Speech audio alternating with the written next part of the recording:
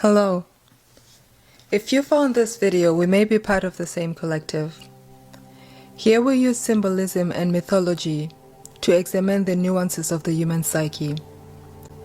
Today we're looking at Minor Arcana card number 9 of Swords. What is the 9 of Swords energy? This is when you feel overwhelmed, like the world is on your shoulders. Recently we did a devotional on the Hermit, also a number 9, but this is a Major Arcana card. This number 9 is in a dire situation, but they are strong and they know where to go. This and the 9 of Swords are the same energy, but the 9 of Swords is more the shadow energy. This person is saying, yes, the circumstances are bad, but I'm equipped to deal with them. This person is saying, good God, no, I have had enough.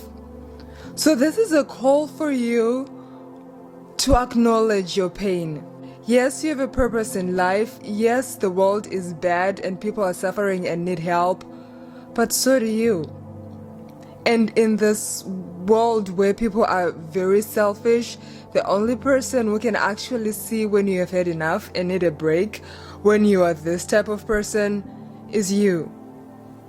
So this is a call for you to pause and just feel your burden, acknowledge your burden, take care of yourself. One of the 9 attributes that actually get me is this. When I saw this card from Anais Nin, you should look her up if you don't know her. She's one of my favorite writers. She said, I was always ashamed to take, so I gave. It was not a virtue, it was a disguise.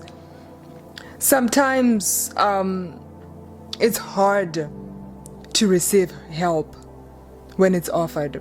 Sometimes it's hard to think of ourselves as worthy of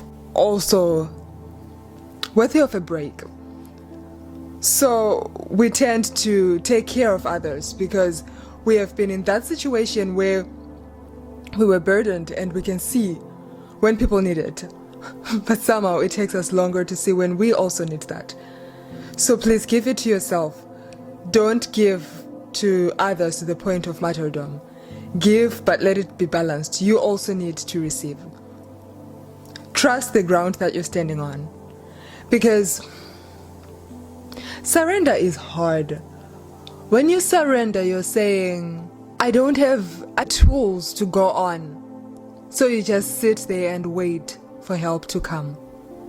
The fact that you've woken up every day and lived your life means that everything that you need has showed up consecutively every day of your life. So please trust the ground that you stand on. You will be taken care of. Take rest if you need to. The universe is not punitive.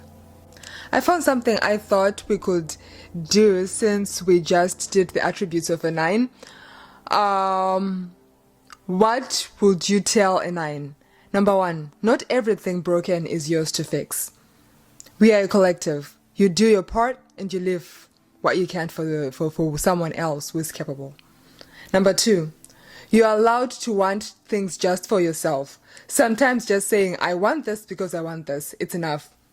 3, you don't have to turn every ending into a lesson. Some things just hurt. Let that be enough. This is where we come back to acknowledge your pain. Don't say this hurt, but it taught me. It does not matter. Sometimes this hurt, period. 4, you're not here to be everyone's teacher. Sometimes the most powerful thing you can do is walk away quietly and cleanly. Not everything needs your light. 5, let go with love, but do let go. 6, you are not too much, you just feel deeply in a world that numbs. Yes, we've been through this. The world is getting number and number as we become closer, more connected on the internet, but more scattered in that we are performing instead of living. And that leaves us feeling numb because it's inauthentic. And inauthenticity does not resonate. When we don't resonate with the rest of the collective, we feel numb. So no, you're not too much. We just need to bring feelings slowly back into our lives. 7. You deserve reciprocity, not just reverence. There is this tweet that I saw once. It said, you cannot hold someone from a pedestal, right? It's nice to be admired. You also need to have your humanity recognized. You also need to put yourself in a position where you can tell people that you've had enough, right? Kill that version of you they have in their head that doesn't give up, that can carry everything, because no, you can't. You have to take on what you can and leave the rest for somebody else. 8. You are not just a chapter in everyone's story. You are a story of your own, and it deserves to be told with your name at the center. You're the star of your own show, baby. Keep on shining. 9. Your purpose doesn't have to look like sacrifice. You can create meaningful work and have money. You can find balance. If you don't know how, ask for help. The universe will provide. When I say the universe, I mean once you acknowledge something, it's out there. Solutions present themselves because it's out there.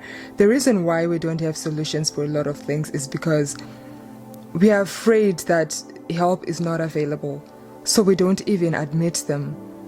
But with problems, when you don't admit them, there's no way to fix them. So we keep coming back to today's message, which is acknowledge your pain first of all. Okay, now it's time for the elemental prayer. Okay, we start with the element of air. I release what I cannot carry. Acknowledge your pain and put it down.